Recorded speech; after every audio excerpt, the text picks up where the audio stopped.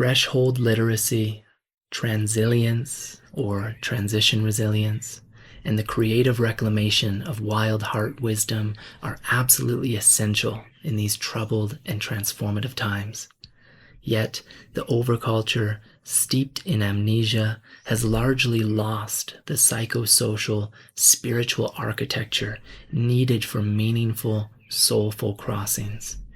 My work is an attempt to remedy that, not through expertise or authority, but through deep listening, honest questioning, caring companionship and presence, and generous giving.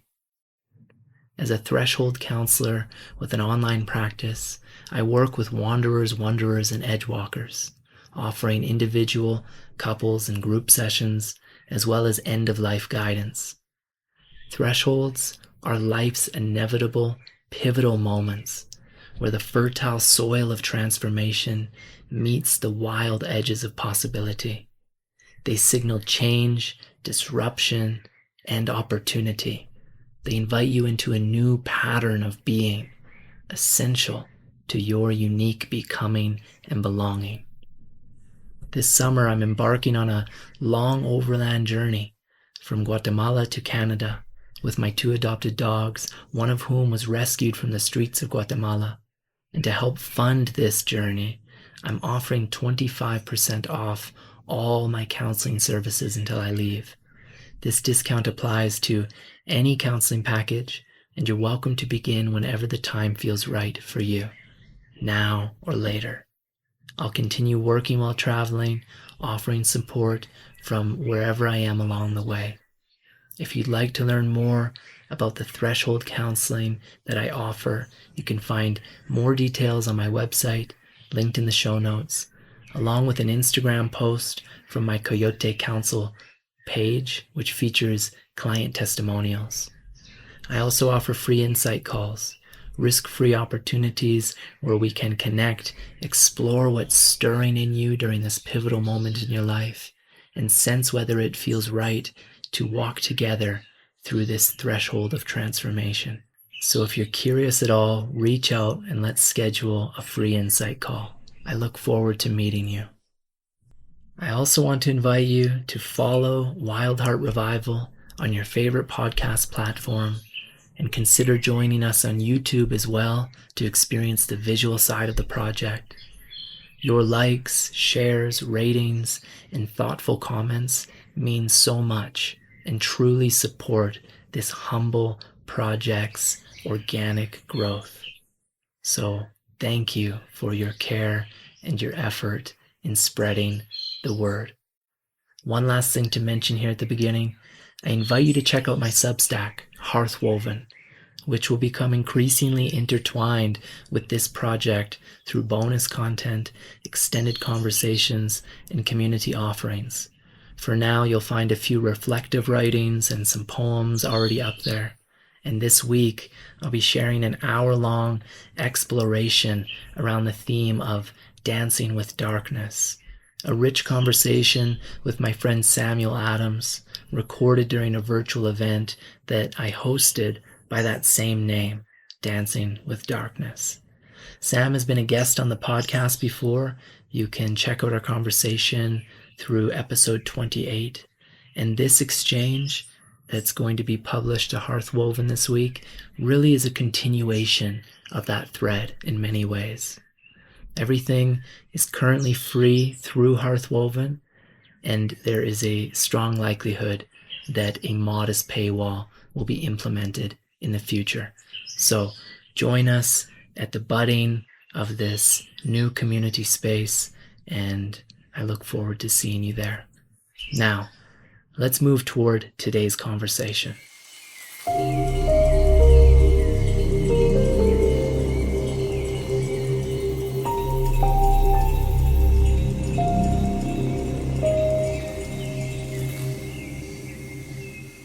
Welcome to Wild Heart Revival, a gathering place for heartfelt conversations and stories as pathways of renewal and revival.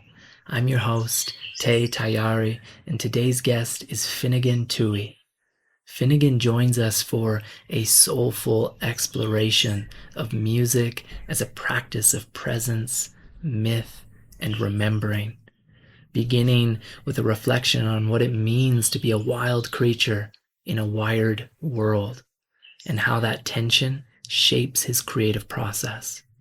We also delve into the lyrical roots of some of his music, the role of attention and curiosity in creation, and the path from disenchantment to re-enchantment. Along the way, Finnegan shares how he tends to soul and beauty while navigating the demands of visibility and digital culture, offering a vision of creativity as care, songwriting as devotion, and the longing to live in rhythm with something older and wilder, while remaining rooted and responsive within the modern world.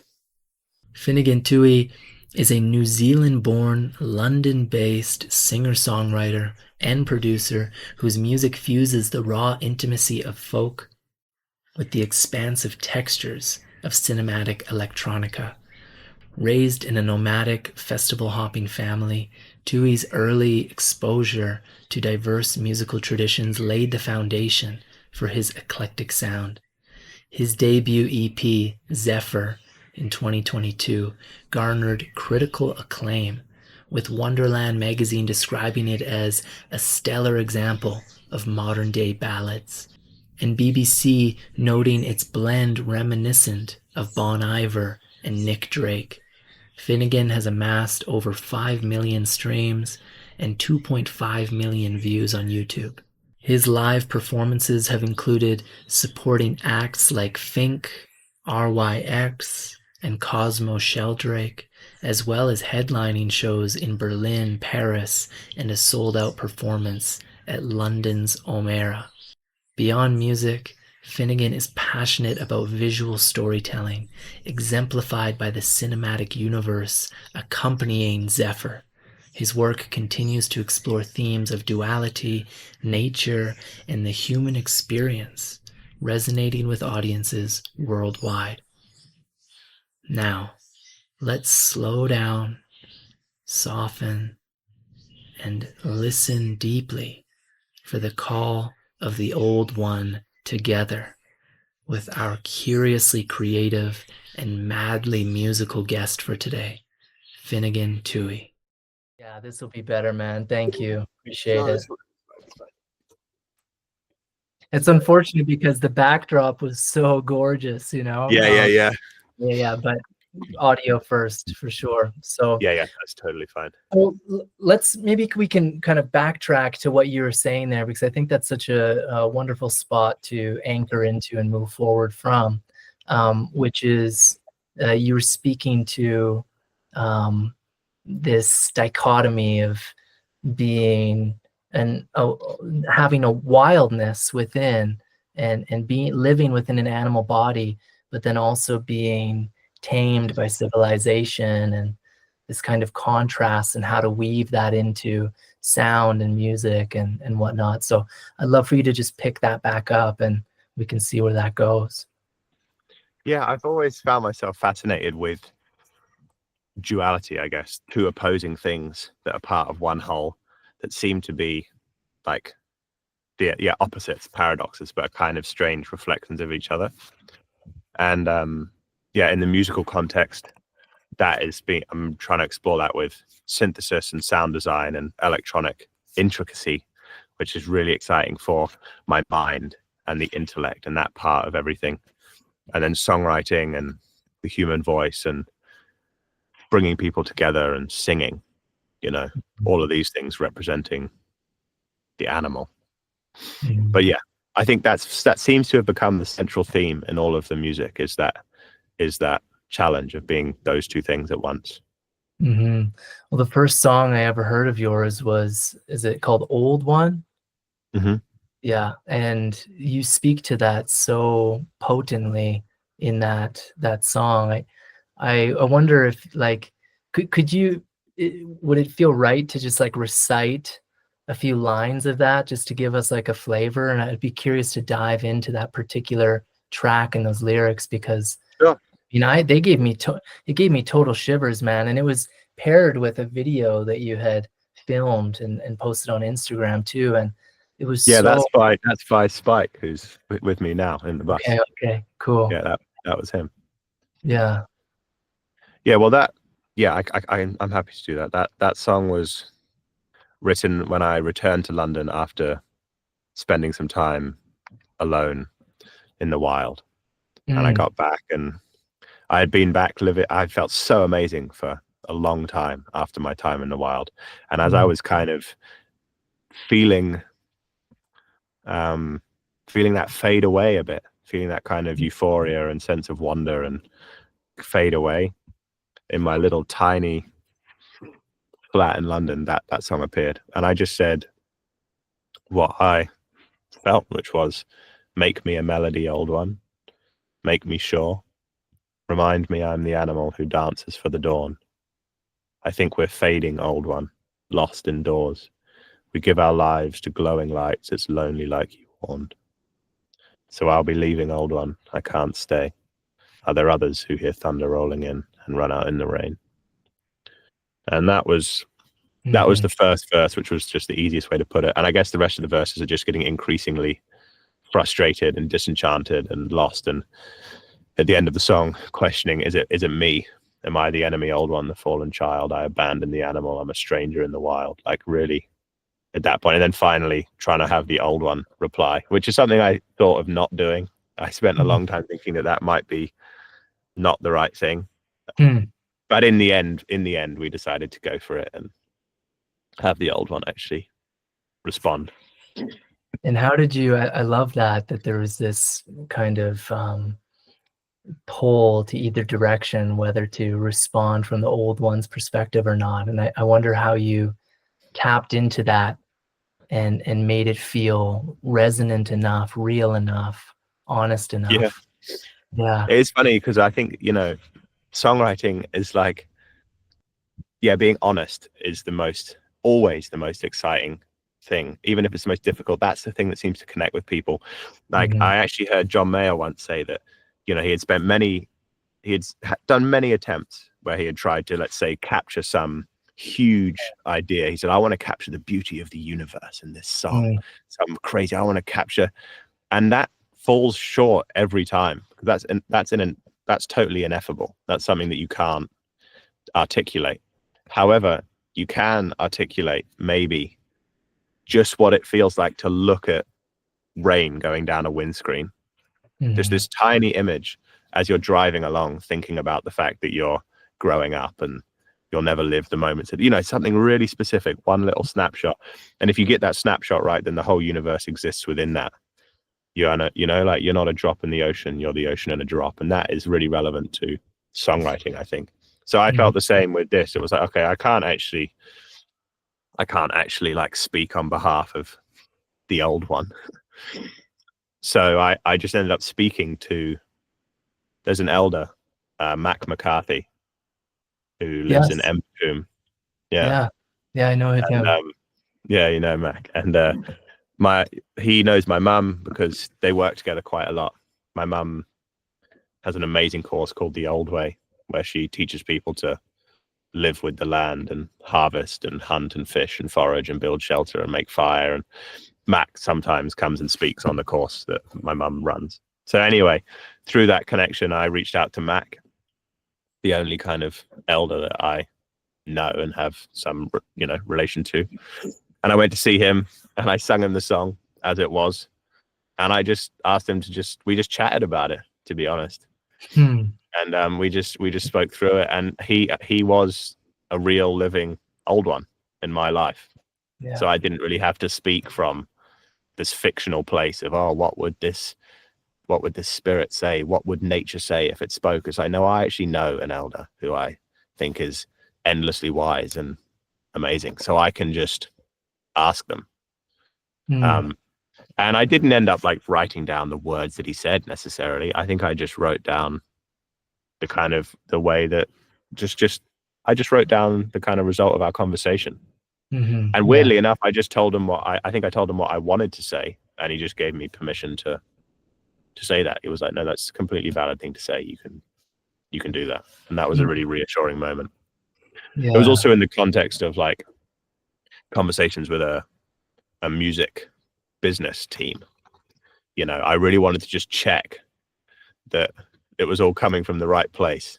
So that was the other reason I went to see Mac. I was like, is this okay, what I'm saying and what I'm doing here? You know? So it was a valuable meeting with Mac for sure. Yeah, well, good for you for really having that kind of reflection to look at that and get as clear as you can, and then to turn to an elder that you know, and a proper elder at that. I mean, I've never Yeah. met him, but I've read his books, and yeah, that's I love knowing that insight about the track, man. Yeah. That just gives it such a Yeah, beautiful. yeah. I haven't really told anyone that. It was a funny day. I remember I drove off, I went to Embakum, I met him, and I had my guitar, and I was like, oh, I'd really love to play this song and talk to you about it. It was like, all right. And yeah, it was great. Yeah, amazing. Yeah, so I'm just so curious to, well, you said you were in the wild. I know that sometimes, you know, that the sacred and the secret are sisters, so I don't want to pry into it, but Yeah. I would just like to hear more about that, because I'm so fascinated by how landscape and earthly flows and forces move move through us, move us to create. And to Mm. hear that you came out of a wilderness experience and then wrote that track that feels like you just came out of a wilderness experience. Mm.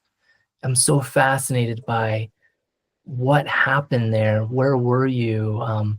You know, what were some insights that came through? How might you have been changed? What leads you to write such a incredible track like that and to be so deeply inspired? I mean, there's so many different ways of answering that question. I would say that there was a journey. There was just a journey that I went on that I couldn't help but. Um, it's not like music is something that I decided I wanted to do with my life. I was like, I want music to be the thing. It was more like I would like to have music as a companion that kind of accompanies me through life. And so I think that there were a lot of conversations I was having with music through that experience that just ended up being songs. But the experience itself was very life-changing for me, just because of the time that it came. But it was just, I mean, the simplest way I can explain it was I went on a journey from disenchantment to re-enchantment. And I don't mean the kind of enchantment that is fictional or fake or an illusion. I mean the kind of enchantment that is a sense of wonder that I think is very natural to living beings to feel, a sense of kind of deep gratitude and joy and curiosity and playfulness. And they were all things that I had totally forgotten, and I had no access to any of those things in my life. Things were very gray. And so, yeah, that's why I went out there. And I did really fall in love with the world again while I was out there. And in that time, I wrote these songs, and most of those songs are not out yet.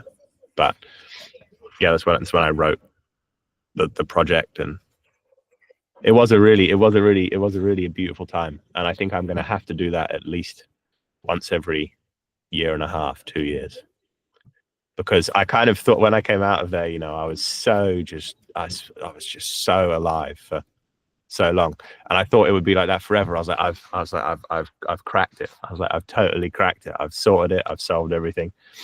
But obviously, like, things kind of, you know, creep back in. So I'm definitely excited to go again. Yeah, I understand that in my own way. I've spent quite a bit of time in the wild, and sometimes for weeks, and that experience of coming back into civilization, the cityscape, and just slowly feeling your senses begin to dull.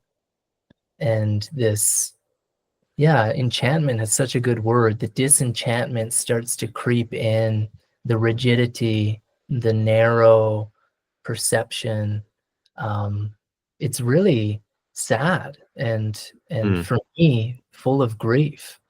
And I mm, find myself consistently trying to orient toward how can I spend more time in wild spaces and with the more than human, because that's when I feel more human, interestingly. It's like mm, when I'm in civilization, I feel less human. I feel mm, more I feel like more mental and more captured by ideas and mentality and a mm, dissociative kind of mentation. And so there's mm. this aliveness in my body and my sensational experience that I crave and that I miss and that I grieve when I feel that dulled. Is Mm. that what you're speaking to in your own way? I think so. I think so. But I think that I've come to a place of like really enjoying both. And I think that it's not so much that I've Right. found the city and civilization to be a negative thing that I can escape from in the Mm, wild. It's mm, more that I've just like learned that like there's some sort of seasonal cyclical thing that I mm, am part of where I'm yeah. able to kind of go in and out. And I think that is one of the things that is a shame that we forget.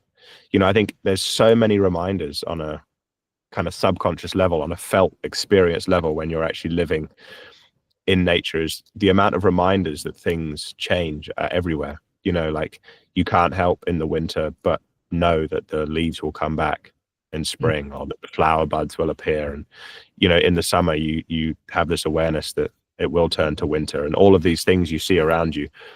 I think the permanence of built concrete structure, and that's all you're surrounded by, can make you feel the same. You know, if you're in a confused place, a mm, grey dark place of some kind, there's less um there's less things reassuring you that that's going to change around you. You know, you're like, no, that's what it is, it's permanent, you are, that's what you are. And I right. think that is sad. Whereas, you know, being out there, there's this real like, no, things do, that's just part of the seasonal thing. So I think like I'm just trying to be part of that and really enjoy, because I do feel like that's so human as well. Like the city and technology, and you Sure. know, I do feel like it's such a human thing. Mhm. Innovation and invention and exploration and um yeah, invention, all of these things are so human. But Yeah. so is the body and the animal and the experience and the, yeah, so it's just a way of trying to be both of those. It's you know, to reach for, not even reach for, but to, I think it's a shame we reach for happiness when wholeness belongs to us already. That's something Mhm. that I really have been just thinking about recently. It's like wholeness is a more exciting thing to be in than just reaching for this kind of, yeah, one feeling. Yeah, I agree with that, man. And it's that stretching wide enough to bear witness to and participate in the paradox, like you're saying. Mm, And there's that there's like a creative edge in the middle of it mm, that it's like for me, I understand that like it seems like transformation, meaningful change at this time in human history has to do with really being able to balance the yeah. paradox of the wildness, the uncivilized, and then the civilized and the tamed. Mm, And that's what I hear you're speaking to. And so I sense that too, man, that I'm not definitely not demonizing the cityscape. mm, Um, but it's so important, and it's something that I yeah. think people don't consider enough. Like it does dull your senses. It does kind of take away the Mm. vitality of your animality. And I think, if you can awaken that more often, then you can bring that into the cityscape, and I think probably feel more whole, like you're speaking to.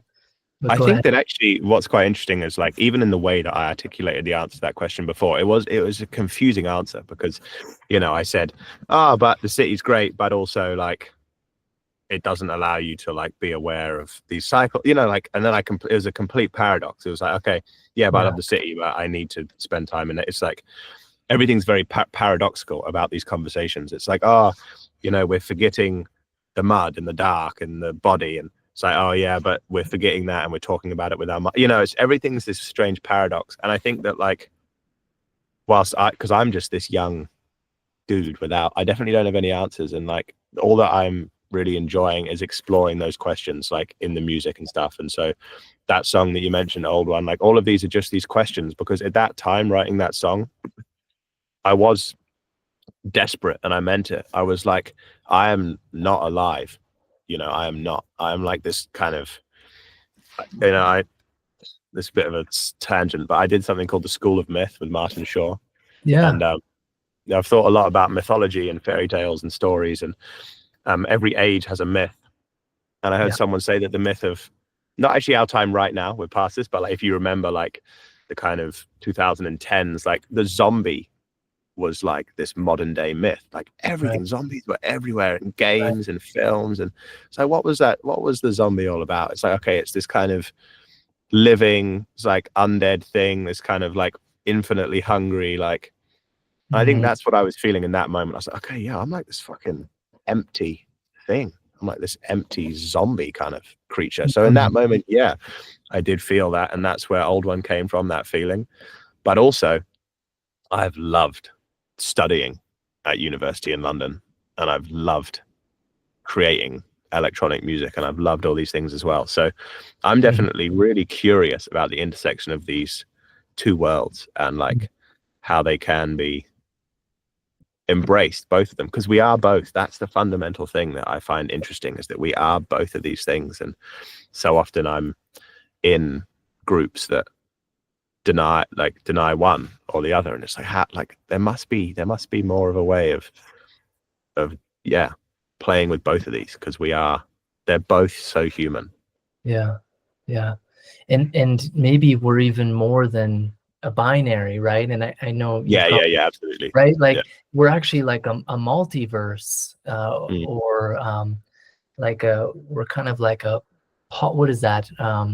Not polytheism, but this idea that Mm. there's so many different facets of Mhm. us, and it's when we become too rigid, either consciously or unconsciously, that we do fracture off from that original Yeah, wholeness yeah. that we have within. I'm wondering what myth you feel you're living now. um that's a really good question. I'm like, I'm definitely in a kind of, I'm in like a journey. I'm like a Mm, definitely, I'm not like, if we're talking about the classic archetype of a myth of like leaving the village and going out, and there's a quest that takes place, and trials that happen, and challenges that happen, and yeah, all of this stuff, and then you come back to the village. I'm definitely not. I'm definitely out there, you know, with the mhm, trials and the challenges, and I'm on that journey. Like I've left the village, and I'm out there seeing what things are like, and seeing where my edges are and what I'm capable of, and I'm just on an adventure, really. mhm. And yeah, that's where I'm at. I'm kind I of planning a bit of a return to the village, but it's not. It's about a year away, I would say. And the return to the village basically looks like releasing the album that I've been working on for the last years. Okay, yeah. Yeah. Well, it makes a lot of sense that we're meeting, man, because I'm very much out and about as well, Yeah. out at the edges, and also planning a return as well. And it's been big and huge, and so I'm feeling you in that. And it's beautiful, it's rich, it's painful, it's glorious, it's incredibly mundane, and all the things. So yeah, bless your heart in your way. And yeah, I was reminded of when you were speaking there for a moment. I forget what track it was from, but you say, "And the sky isn't mine. You'd Mm. think I'd love the land, but I'll never love what I own. I'm a man. I'm as Yeah. stuck in my ways as a link in a chain, whilst my heart is wild. My mind has grown tame." Mm. Yeah. How do you It's, relate to that now? well, it's funny, isn't it, when you like make things, because like I think I'm going to spend my whole life saying the same thing. over and over. You know, like that song was from when I was like a kid, Mm, you know? So like that's what's funny about it. And I'm like, wow, that's still really my whole thing. Like, mm, it's funny. It's like still exactly the same. mhm, And I think it will probably stay the same. But yeah, what was that when the sky, I think at that point that was a kind of coming of age story. And the sky just represented like all of these things that we reach for and want. Because in the first verse, I say, if I was a bird, I'd whistle, I'd sing.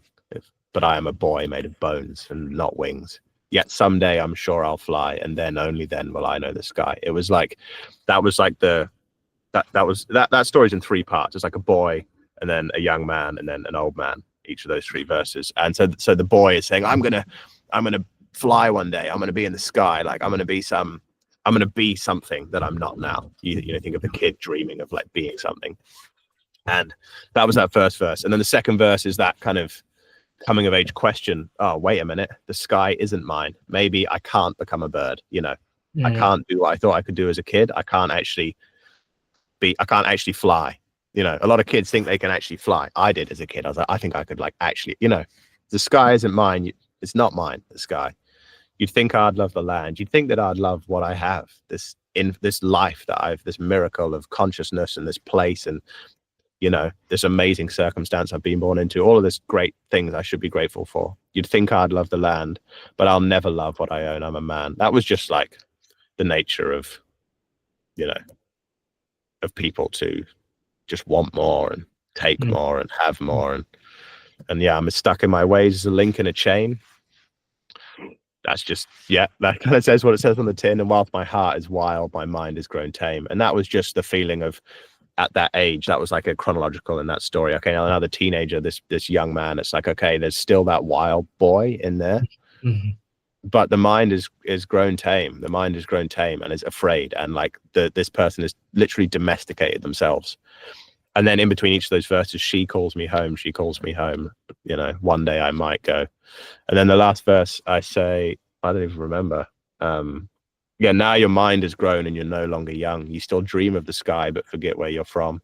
And why would you hope for feathers or wings when your mind has been set on the solace of kings? And that was like, that was a sad ending to that song. It was like this person has spent their whole life aimed on, well, the king, you know, the riches, becoming this person with their own thing. Yeah, to become a king, but had forgotten the boy and the sky and those dreams and all of those things. So yeah, that was a fun song a long time ago. But it's funny to hear you say that just because of how it's all the same idea, yeah, I guess. yeah. Yeah.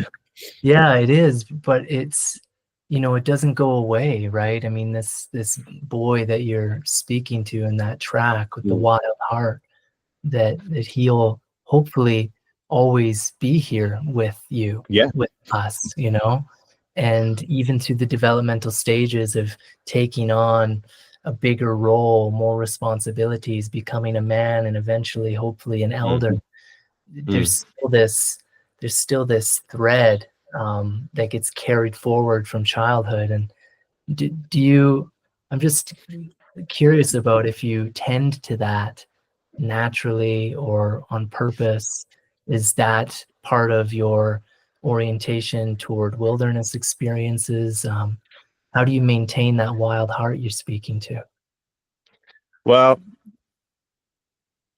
I would say in the way of in the way of talking about it without talking about it, Uh-huh. the best that I could say is that not because I don't want to necessarily, but like you said, the siblings of secret and sacred, they do exist, and there's certain things that like that are Yeah. more valuable as that and lose their magic when they're articulated. Yeah. But there's things I'd still love to talk about, which is that like most like therapeutic systems that I've been interested in and like psychological like maps and things all revolve around some kind of parts work, whether Mm. it's like IFS, internal family systems, or Jungian psychology, like all of these things, or even just like fairy tales in the way that I've come to understand myth. They all represent a kind of archetypal view of the self, or a version of the self that is split into multiple Mm. parts. You know, in Jungian, we'd have like the animus or the anima, the kind of contrasexual, like, you know, masculine or feminine, and then there's obviously the shadow, and like then it goes in IFS. There's obviously more characters, and it uses fan, but they all use parts, and I found that very interesting. And so what I'm trying to say is that like I definitely do have a I have something in my own life where there's different parts of who I am that I'm able to engage with, and that's been a really valuable thing.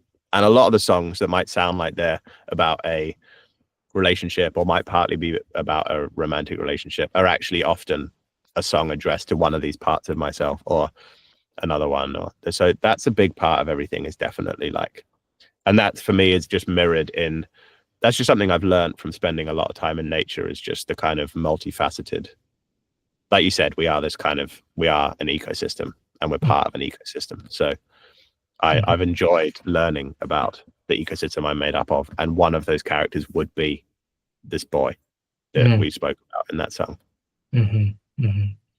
Thanks for sharing that, man. And Yeah, it's, that's right. I mean, you can feel it in your music, not only in the lyrics but also in the composition. There's this playfulness. I mean, it's very moody and emotional, but there's this playfulness and unpredictability that I sense in your music. And I'm wondering what role curiosity and experimentation plays in your orientation to composition. I think that the most valuable thing that exists, more than as a commodity, let's just say first, like not even, like, let's just say the most valuable commodity that exists, it's not oil, it's not the most valuable thing is attention. Yeah. That is the most valuable like commodity that we have. I mean, just commercially, that's what every company is competing for now. It's like, if you think about all the advertising everywhere, social media, like we're all competing for attention. And like I think it's really sad that we give away our attention so easily. We pour it into these phones or into these ideas that we don't care about, or these shows that we, whatever it doesn't matter what it is. Like our attention it's so easy to forget how valuable our attention is. And attention is in some ways a synonym for curiosity, which is one of the most beautiful things. I think that's one of the things we love so much about, like, seeing like the innocence in like a child. Is like curiosity is such an inspiring thing. I put curiosity at the top. It's the kind of highest value in my curiosity. So attention and curiosity go hand in hand, and a lot of my time is spent trying to be able to be attentive and curious, because those things aren't actually always possible. You can't always be attentive and curious. So I have to really like, it sounds weird. It's like, it shouldn't be hard work, and it's not hard work, but it is work. You have to work to be able to be genuinely attentive and genuinely curious to the thing you're creating and the people you're creating it with. So that's how the music appears. All music is just a moment of like presence and attentiveness to whatever's happening. And if you're genuinely being attentive, if you're listening and being curious, then something will appear. It will, whether it's good or not, doesn't really matter. Yeah, so well said, man. I really am seeing it. First of all, it is difficult. You're saying, well, it sounds like hard work, and I think it is, in this fragmented world, in this world of infinite distractions, and where our attention is being purposely harvested to to generate more wealth hoarding for the billionaires. It is hard work. There's infinite reasons to not pay attention to your own authentic curiosity, Yes. But I'm starting to see, I'm starting to see how curiosity is actually like real, authentic, engaged curiosity is care of the soul. That Absolutely. actually caretaking for the soulfulness that wants to live through you. And so, totally. Right. I mean, Mary Oliver says, the first and the wildest and the wisest thing I know is that the soul exists and is built entirely out of attentiveness. And like, I believe her when she says that, and I trust her judgment as someone very wise. Yeah. And The soul does exist, and it is built of attentiveness, and your soul will become what you attend to, what your attention is on. And yeah, it is a shame. It's not even a shame. It's just, no, it is a shame how many things are competing for our attention. It is, because like that is a real sacred resource. And so like to give that away to such kind of, Martin Shaw calls them toxic mimics. You know, they are beautiful things, or they were, until they were kind of mimicked and stolen. What I mean by that is like a lot of like deep desires that we have, and like parts of being human are at their root beautiful things. Yeah. But there's a kind of disguised version, a masked version, that kind of rears its head, a toxic mimic that will try and sell you things. So we'll take like sexual desire and use that to advertise and sell, and we'll take the desire for challenge and combat and use that, you know, for violence, and all of these things kind of get twisted into something.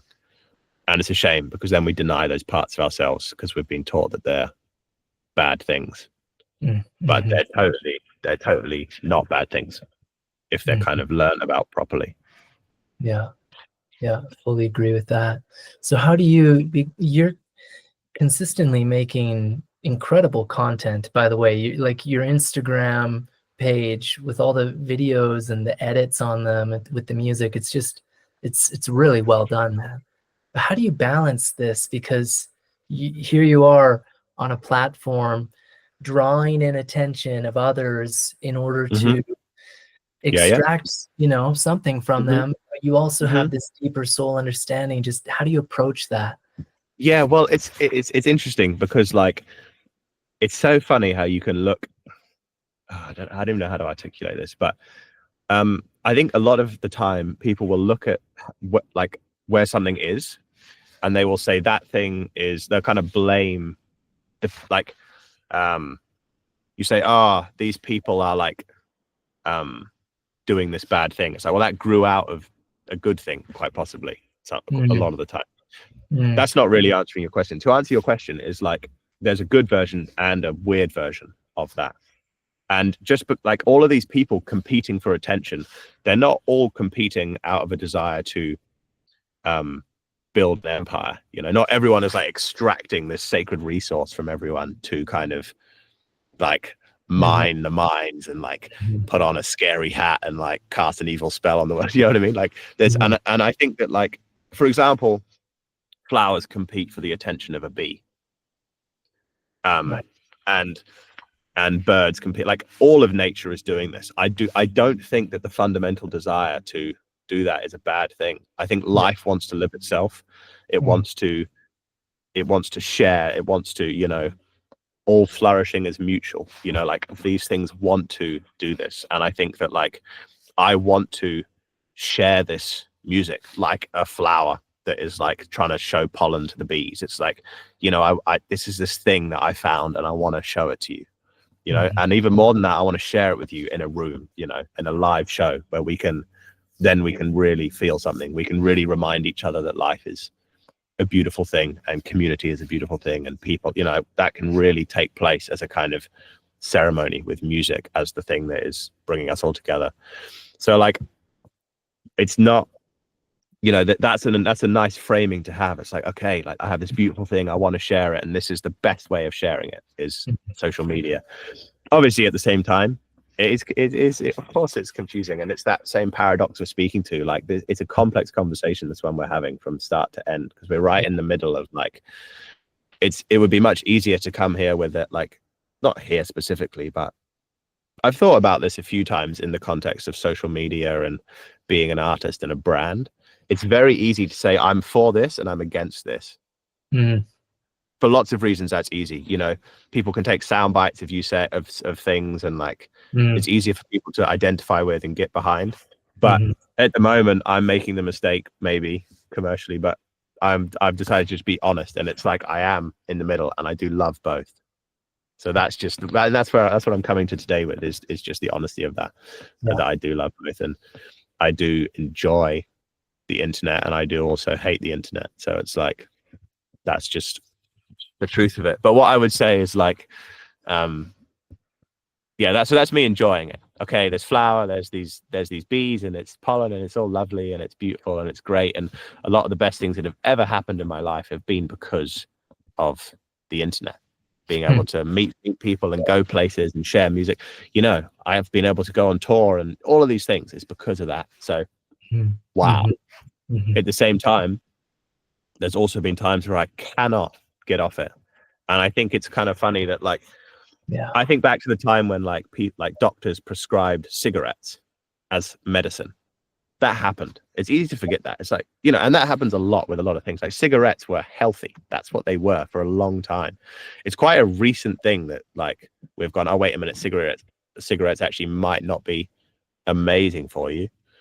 I just think it's going to be an interesting thing to see us do the same thing in the future and go, wait a minute, you know, you gave kids that were how young as much access as they wanted to like the internet and technology and stuff. It's like when they were 5, you let them just, there's definitely like a sense of maturity that we haven't found culturally with our relationship with technology. I don't think, you know, like we're like these, I want. It's like, no, there's a kind of set of boundaries that need to be put in place. That's how I feel. And that's what I've been learning to do. And it's actually, that is an incredibly effective thing. Yeah. Just boundaries, you know, just like, it's honestly, it's just a boundaries piece for like all of us. It's like, you know, because when I have boundaries with it, it's a great thing. Like, it really is. It's just a great, amazing tool to connect with people. And when I don't, it just eats me alive. Yeah, agreed. I don't think you're making a mistake, man. You said maybe I'm making a mistake by being in that middle path and holding the polarities and just being honest and integral with who I am and what I'm experiencing. Whether you're building a brand or whatever it is, the path is always truth. Totally. Right. So we celebrate that. And I just want to say, I saw a thing about Denmark, like I think it was Denmark. They just put in like some real strict legalities around children being able to access smartphones. Yeah, like there you go. I hadn't heard of that, but I just know it'll happen, like because it has to happen, because that is it's essential. Yeah, it's essential. I'm curious about if you have any like specific rituals or ways to engage your creative capacity that are consistent, or where you trust them, that if you turn toward these kinds of experiences, that you know that it's going to help inspire and enliven you in your musicality, your creativity? Yeah, there are definitely things I have. And they're things that I've just been learning about the more I've been making things. And the first thing I'd say is that, like, everyone is so different. That's what's so interesting. So like bits of advice for one person are totally different for another person. Someone who's a perfectionist needs to learn to chill out, and someone who's just too chill needs to learn to be a bit more of a perfectionist, and you know, so on. But for anyone that's similar to me, that what I could say is that actually what I'll do instead is I will paraphrase a badly remembered first page of a book, which is the Poetry Handbook, also by Mary Oliver. And she says something along the lines, I don't remember it word for word, it was a long time ago, but she says, if Romeo and Juliet had made appointments to meet, all the sweetness and conspiracy in that moonlit orchard, if they, I fucking can't remember, this is crazy. Romeo and Juliet, right? The point is, for them to meet was difficult and dangerous because they were from two different worlds. Okay, that's the point. And she says, writing a poem is not so different. It's a kind of possible love affair between something like the heart, that shy but courageous factory of emotion, and the learned skills of the conscious mind. If they make appointments to meet and keep them, something amazing might happen. And so she is this thing that she's saying, is a piece about appointments. She's leading to this point that the most important part is the appointment. So she says, you know, you have to make the appointments. She uses Romeo and Juliet as a beautiful example of, two lovers from two different worlds. And I kind of feel similarly, and she makes the point that's like the head and the heart. the two things that have to come together to create a piece of art, which in her case is a poem, and in my case is a song. And so that appointment is the key part. She makes an appointment every day for those two things to meet. And she does that in a field where she writes a poem. And I've just been learning that the appointment is more important than what happens in the appointment. I think a lot of people I made the mistake of trying to decide the outcome of the appointment as opposed to just making the appointment. Do you know what I mean? I'd say, okay, today I would like to create this thing. It's like saying, today I would like Romeo and Juliet to end up doing this. It's like, no, you just agree. You're like, okay, we're going to meet here at this time. And it's quite exciting now, all of a sudden, this framing of it. And that's the same with this creative thing. It's like, okay, tomorrow I have time between this time and this time, and I'm going to make an appointment then and see what the fuck happens. You know, wait a minute, I'm really busy right now, but I could make an appointment, you know, when I'm driving there. How am I going to do this? Like, I'm not going to have an instrument. Okay, maybe I'll just play a drone, like coming out the speakers of just one note, and I'll try and just sing over that in the car. I can make an appointment there or in an airport or whatever. Like, just find these appointments because they really are important. So the long answer is that one. And the short answer is just make appointments. Yeah. So like create the space and don't direct the space too much, because it kills the romance. It kills the vibe. Totally. Yeah. It's totally. It's like ensuring that there's space for emergent, imaginal properties to come to life. You got to kind of imagine that you're sort of exactly. You're courting a song, you're courting the poem or the music. And if you think about it in the context of courting, I think it's a useful context, because like you have to be delicate and you have to be gentle and you have to be all of these things, because I think a lot of the time, if you're coming at creating something without those sensitivities, you can crush things too easily. You know, you can have an idea and say, oh, that's no good, or that's not this. And that's kind of akin to, in a courting context, like being too, you know, it's like you got to be delicate and sensitive, but also brave and you also have to be brave and exciting, and you have to go out of your comfort zone and you have to do things that terrify you, because that is the risk you have to be willing to take. And that's the other thing I would say, is that people don't consider, like, as a thought, that it is a risk every time you make something. The risk is, I'm going to try and I'm going to fail and I'm going to feel bad because of that failure. So that's the risk you take every time you make something. And sometimes for people, often the more that you try and, you know, the more of your life it takes up, that creativity, the higher that risk is. Because if you sit down and take that risk and you make something you hate, or you make nothing at all, that can have really bad effects if you've put like your entire worth as a person on that process. So you have to meet that risk and say, okay, I'm taking this risk, and fucking take that risk and just acknowledge it's a risk. And I think it's just, then you can go at it with more passion, you know, knowing that you're taking a risk. Yeah, absolutely. Because otherwise, you know, you don't consider it's a risk, and then you go, oh, why am I? It's like, no, that's why you took a risk and it failed or it succeeded or whatever. Yeah. Well, what's a question that you're currently sitting with? Something that may not even have an answer yet, but is shaping how you create. Is there something present for you that's burning? Some kind of question. I've been thinking a lot about like releasing music and like how, like the way of doing that.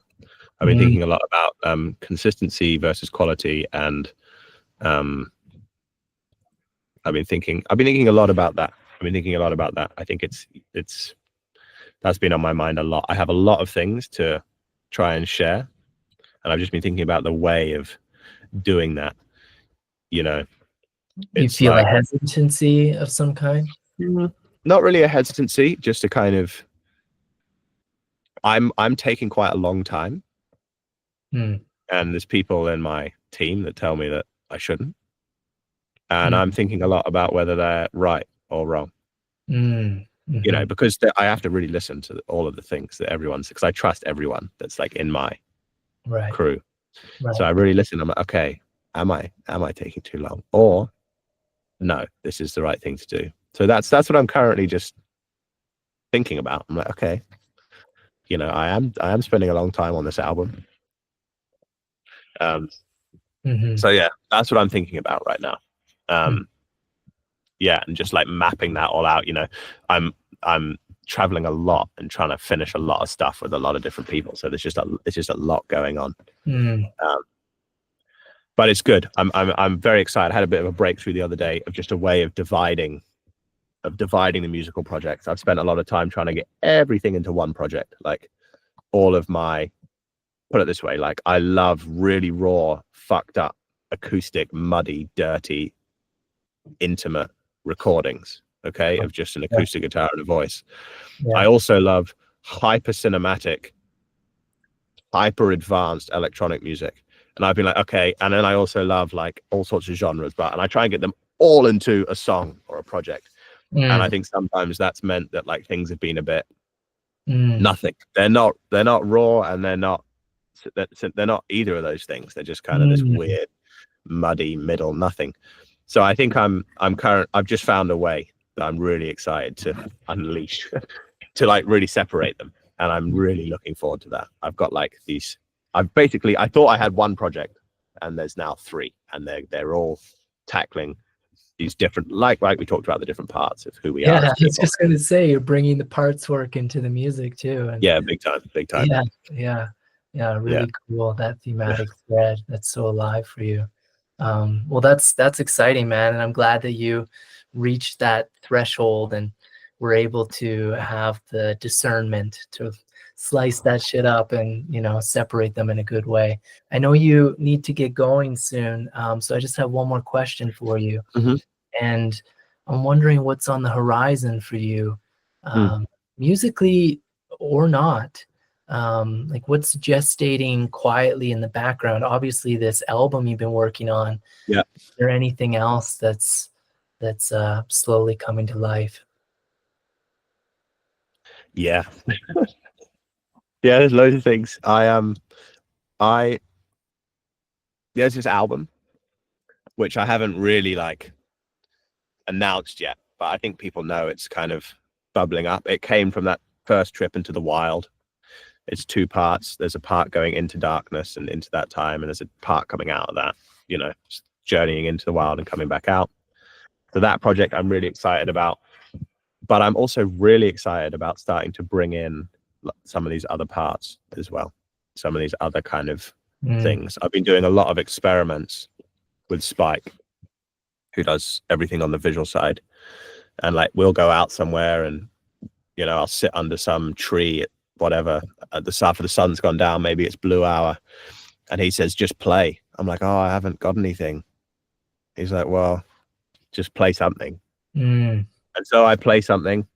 I just think, oh, what does this place feel like? You know, it's blue hour, it's misty. I hear that bird. Oh, I'll kind of mirror the bird, mm, whatever. And then we're walking home, and I think, oh, that wasn't very good. And then, man, like we play it the next day. I think that's cool as fuck.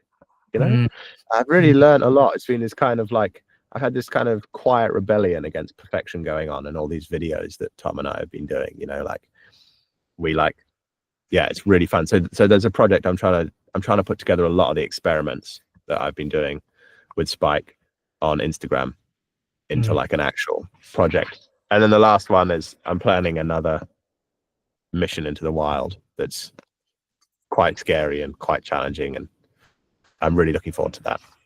mm. Yeah. Cool, man.